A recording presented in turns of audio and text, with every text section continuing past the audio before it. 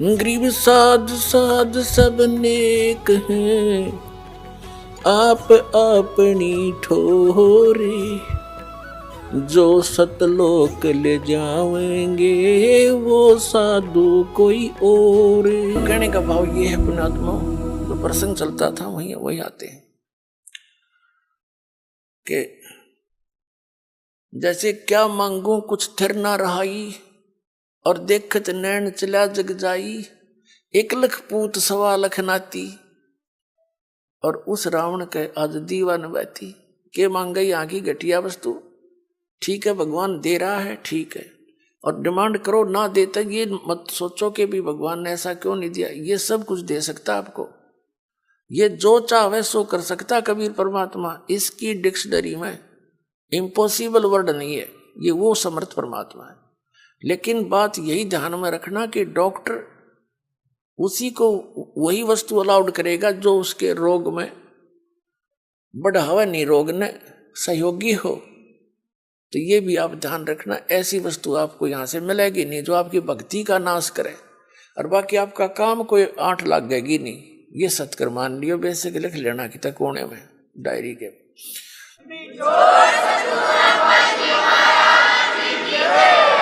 तो क्या बताते हैं कि दुविधा चतुराई, दुविधा दुर्मति चतुराई में जन्म गया नर तोरा रे, और अब भी आन मिलो सत्संग में, और करो गुरु ज्ञान पे गौरा रे, यानी गौर करो इसमें, गड़े ध्यान से विचार करो जो गुरु जी ज्ञान बताते हैं।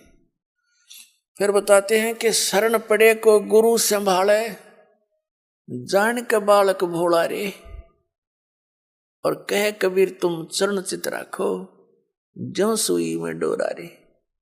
जैसे सुई में धागा डाल देते हैं और नीचे गांठ लगा देते हैं, धागा उस सुई के लटकता रहता है, उसके ऐसे चिपटा रहता है, उसे दूर नहीं हो सकता, उसको साथ साथ ले जाएंगे, साथ लटकता जाएगा। कहते हैं शरण पड़े को गुरु संभाले, जान के बालक भोला रे। पुणात्मा जैसे जितने भी दास ने बहुत इतिहास दिखाए नकली ऋषि में, ऋषियों के संतों के, सभी का विधान है कि जो कर्म में भाग में लिखा है वो तो आपने भोगना ही पड़ेगा। भाग्य में जो लिखा है उसको प्रारब्ध कहते हैं, प्रारब्ध।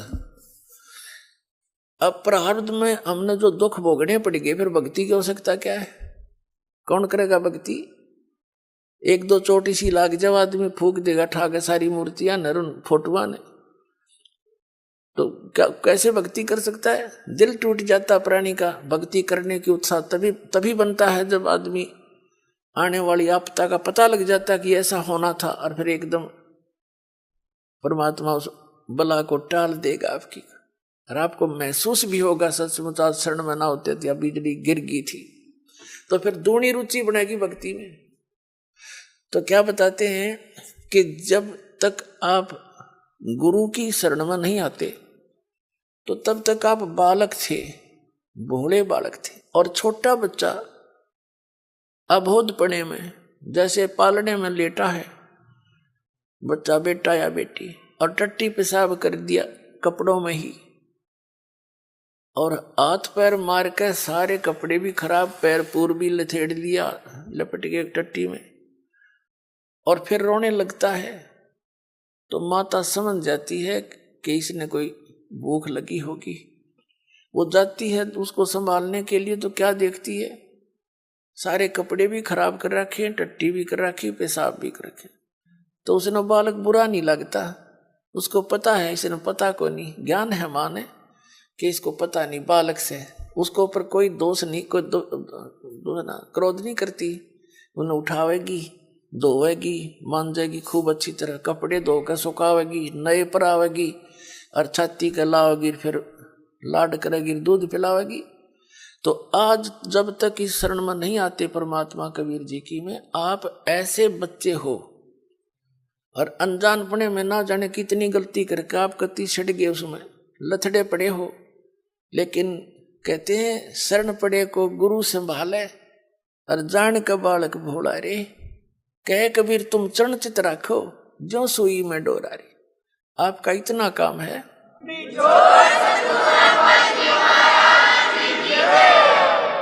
आपके जो प्रारब्ध में जो पहले के जितने भी पाप थे वो आपके साथ लपेट के भेज रखे काल ने, और जिसे पुण्य थे वो भी अंदर डाल दिए, तो आपके दोनों मिलाकर मिश्रण कर रखे है। तो अब परमात्मा आपके उन पापों को धोएगा सारा ने, और फिर आपको समझ कर लेगा, और समझ करके फिर सीने का लगाओगा और सतलोक में ले जाकर दूध पियावेगा, यानी वहां सदा सुखी कर देगा आपको।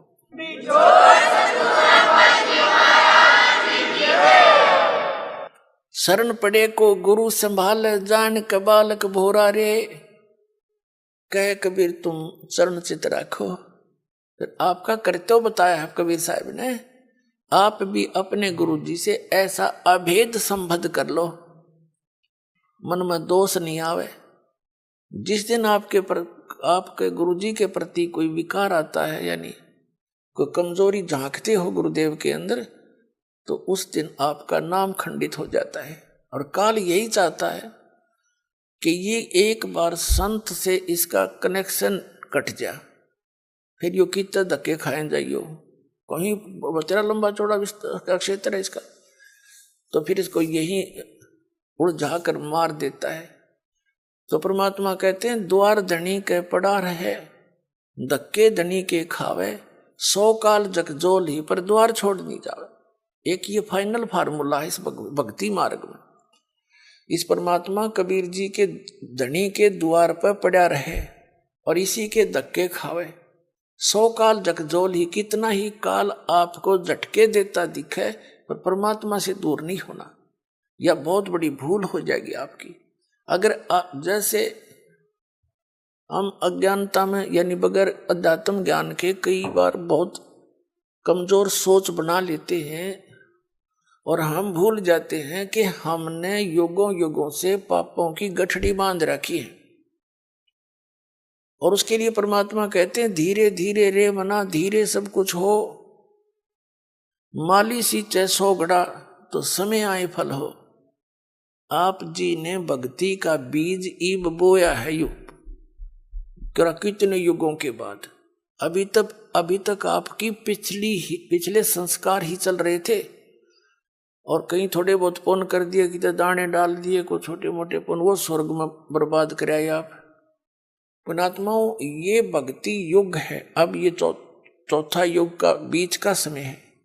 इसमें अब कई करोड़ यानी पूरे विश्व में ये भक्ति पर लगेंगे प्राणी, अरबों खरबों की संख्या में। और जो पार होगे वो तो होगे, और रह भी बतेरे जाएंगे। तो वो जो रह जाएंगे ना, उनकी दुर्गति घनी होगी, क्योंकि ये कमाई तो इतनी गजब की बनेगी आपकी। पहले मंत्र से बहुत गजब की कमाई बन जाती है, जबरदस्त भक्ति धन संग्रह होता है आपका। और फिर उनके अगर आप पार नहीं हुए तो क्या करेगा आपके साथ में। जैसे आपकी भक्ति धन इन ऊपर के लोकों में आपको इनका प्रतिफल मिलेगा। जब सतलोक नहीं जान पाए तो फिर ऐसे बनेगी आपके साथ। इस मूल कमल में गणेश जी का जाप है, आपको दिया जाता है। इसका भक्ति धन आपका इकट्ठा हो रहा है, और पार हुए नहीं तो आगे छड़ी यही रहेगी आपकी। फिर ये लुटेरे आपको टर्न बाई टर्न लूटेंगे। आप गणेश जी के लोक में जाओगे, वहां गण बना देंगे आपको, आपकी पूंजी होगी, रेस्टोरेंट तैयार है, उसका कमीशन है इन देवताओं का। जैसे होटल के मालिक होते हैं, उनका कमीशन होता है वो अलग से, यानी उसमें अपना नारा चार्ज लगाते हैं उस बिल में। तो आप कहीं किसी में 10% आपकी कमाई से, किसी में 15%, किसी में 20-25% ये अपना लेते हैं, तब अपना गुजारा चला रहे हैं। ये कंगाल लोग है 21 ब्रह्मांड तक का उस सतलोक की दृष्टि में। और अब भक्ति के धनी लोग वहां जाते हैं, जैसे यहाँ कुल्लू मनाली में जाते हैं गर्मियों में सेठ लोग, और 10-20 हजार रुपये खराब करके उल्टे फिर आ जाते हैं मुंह लटका कर कर्म क्षेत्र में। तो आप इस मूल कमल के मंत्र का जाप जो आपको दिया जाता है गणेश जी के लोक में, वहां ठाठ करोगे, यहाँ के नकली ठाठ। जब वहां आपकी ये पूंजी समाप्त हो जाएगी उसके बाद आपको भेजेंगे ब्रह्मा जी के लोक में, क्योंकि उसका भी जाप आपने कर रखा है। वहां जब आपकी धन खत्म हो जाएगा फिर जाओगे विष्णु जी के लोक में, क्योंकि उनका भी आपने धन इकट्ठा कर रखा है। फिर उसके रेस्टोरेंट में वहां रहोगे। उसके बाद फिर जाओगे आप श्री शिव जी के लोक में, उसकी भी कमाई करते हो, मंत्र जाप करते हो। फिर जाओगे दुर्गा जी के लोक में, और वहां भी जब समाप्त हो जाएंगे फिर आपके 2 मंत्र का जाप और रह गया, ये 2 अक्षर का सतनाम का जाप, तो उससे जाओगे आप फिर ब्रह्मलोक में, इस काल के निज लोक के अंदर। वहां कोई हजारों युगों तक आप उस ब्रह्मलोक में रहोगे। वहां इस ओम के धन को खत्म करके फिर वापस आओगे, और फिर इस सतनाम के अंदर जो दूसरा मंत्र है, इसने काल ने उस ब्रह्मलोक में जीव को धोखा देने के लिए नकली सतलोक, नकली अलखलोक, नकली अगमलोक और नकली अकैलोक बना रखे। तो उस पूंजी को फिर ये आपकी वहां बर्बाद कराओगा। फिर रह गया आपका जिसको सार नाम प्राप्त हो गया है और वो पार नहीं हुआ। जरूरी नहीं कि सार नाम मिलते ही पार हो जाओगे, ये तो परमात्मा ने कहा है, राम नाम रटते रहो, राम नाम रटते रहो, जब तक घट में प्राणे, भाई कभू तो दीन दयाल के भनक पड़ेगी कान। परमात्मा कबीर जी कहते हैं, पाकी खेती देख के गर्भियो मत किसान, अब हूँ झोले बहुत हैं, घर आले तब जाने। कहते हैं या पाकी खेती देख के खेत में अभिमान ना करना किसान, अभी तक बहुत झाड़ या आंधी वर्षा ओले आंधी तूफान शेष है, ना जाने की बिजली पड़ जा, तेरे घर आले जब मानिए तेरे धन तेरे घर आ गया। इसलिए बताते हैं कि ये ना समझना सार नाम मिल गया तुम पारे होगे। सार नाम की कमाई और मर्यादा में अंतिम श्वास तक करते हुए, और एक विशेष कसक बनाओ सतलोक में जान की, तब वहां जाओगे जा आशा तांबासा होई, मन कर्म वचन सुमरियो सोई।